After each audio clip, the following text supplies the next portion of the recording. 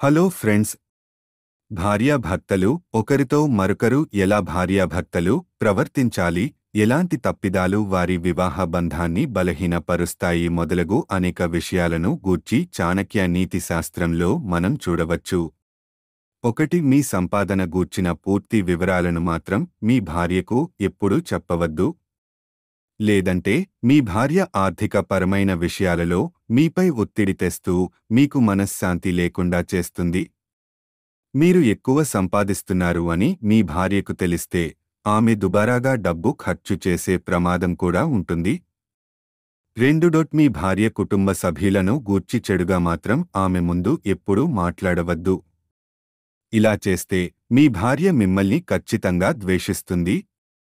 ఏ స్త్రీ అయినా తనని కొట్టినా భరిస్తుందేమో కాని తన కుటుంబ సభ్యుల గూర్చి చెడుగా మాట్లాడితే మాత్రం అసలు భరించలేదు.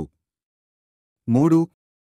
జీవితంలో మీకు ఎన్ని కష్టాలు ఎదురైనా మీరు చెప్పుకోలేనంత బాధను అనుభవిస్తున్నా మీ భార్య ముందు మాత్రం కన్నీళ్లు రానివ్వద్దు. ధైర్యంగా ఉండడం నేర్చుకోండి. లేదంటే మీరు చేతకాని వారని, బలహీనులని మీ భార్య ముందు మీరే ఒప్పుకున్నవారవుతారు.